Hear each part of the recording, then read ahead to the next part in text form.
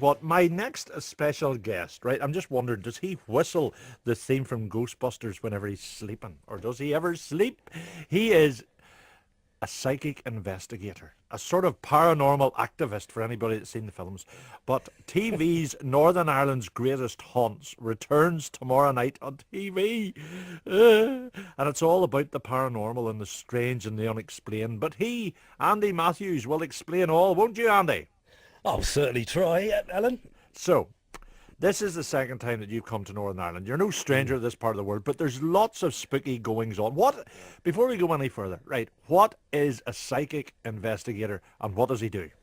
Well, a psychic investigator is a little bit different from a paranormal investigator because a paranormal investigator is usually strictly scientific, whereas a psychic investigator is a bit Looney Tunes like me because I tend to run on both sides.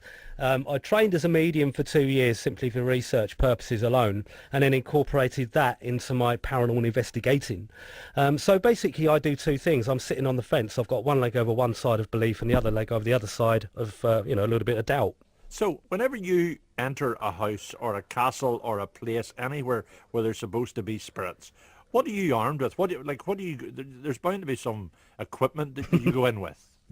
Oh yeah, I mean, you can go in with the basic field equipment.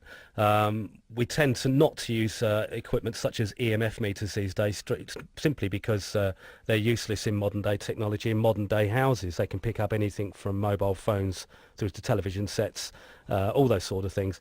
So your basic field equipment these days really is CCTV cameras, EVP, electronic voice phenomena recording equipment, which is digital equipment, and that's the basic kind of kit really all you need. And your senses, you need your common sense, because walking into a haunted house that is reputedly haunted, you have to walk in with your common sense, otherwise you're just going to believe everything's a ghost, every knock, bang, shudder.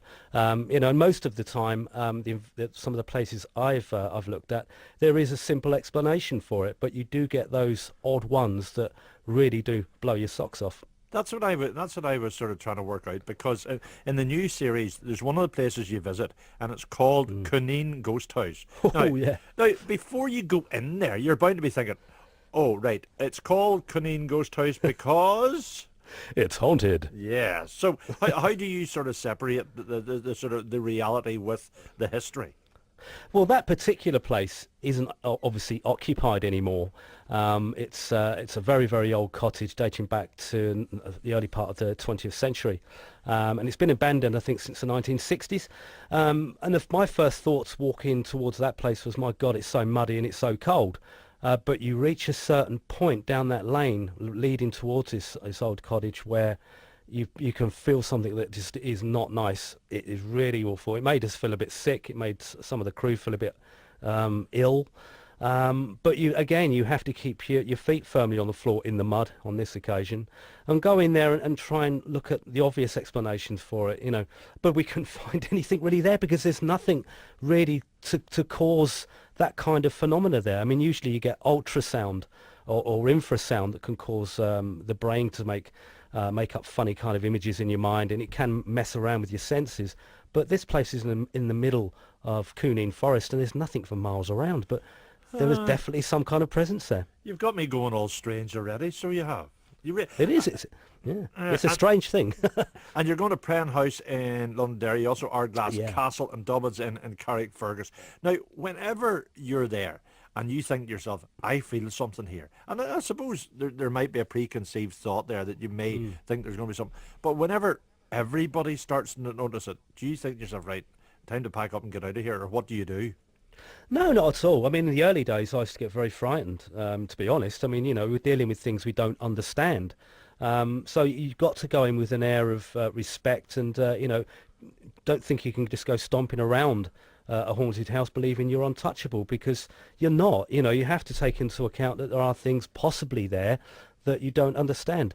So no, I don't tend to get, the fear factor turns into fascination, especially this year working with the PSI team and our tech Mark Cowden, because Mark Cowden is an absolute tech whiz. He's developed this procedure where we can allegedly, no, not allegedly, I'm going to say it, we have captured voices from an empty room that are answering our questions, and they're coming out of thin air, Alan. I mean, it's we've got no explanation for it. We don't know why it happened or how it happened, or why it's continuing to happen. And we're just making a BBC TV series. We I never know, expected to find anything, you know. And it's on at 25 to 11 tomorrow night whenever it's going to be really dark. Why couldn't they put it on about 7 o'clock?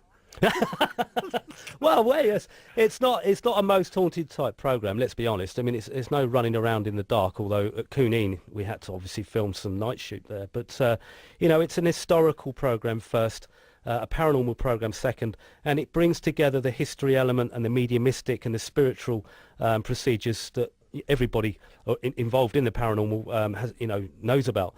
But we're trying to bring all those elements together to make a more rounded program rather than just running around jumping at spooks and everything else. You know, we're trying to find the truth behind it and trying to incorporate the local people into the program as well, because there's a lot of interest out there in Northern Ireland for this sort of thing. And lots of stories as well. Tell me, what's your most sinister discovery? Or do you want to give it away?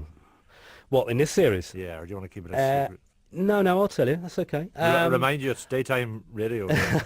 I think, I mean, as I said earlier, the EVPs that we've got this time are groundbreaking stuff. I'm not saying that lightly. We've got something here. We've captured something in a little corner of Northern Ireland which will blow your socks off. It is amazing.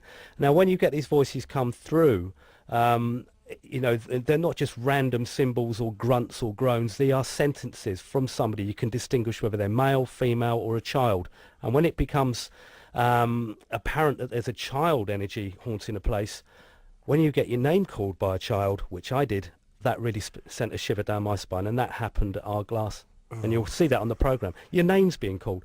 Not once but twice, and you know, it does keep you up a little bit at night because you're thinking, my God, they can see me, they know who I am, you know, where's this coming from? You know, it can send you a little bit haywire, to be honest.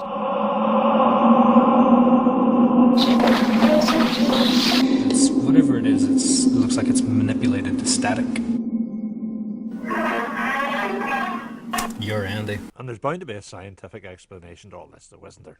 No, no, there isn't. I mean, the thing is, you know, science. I invite any scientist to try and explain it because we've conducted this under the best control conditions we possibly can. The program isn't rigged. There's nothing faked on Northern Ireland's Greatest Haunts. It is as it happens. What you see is what you get. So, and we've got no explanation for it. Even months and months later after filming this, we're still getting the same kind of results. Andy, essential viewing. It starts tomorrow night, runs for 4 weeks, 25 to 11. It'll be very dark, but sit with your friends and watch it. I'll tell you, Northern Ireland's Greatest Haunts. Thank you very much indeed, Andy, for joining us this afternoon. Take care. Lovely. Cheers, Alan. Thanks very much. And look out behind you.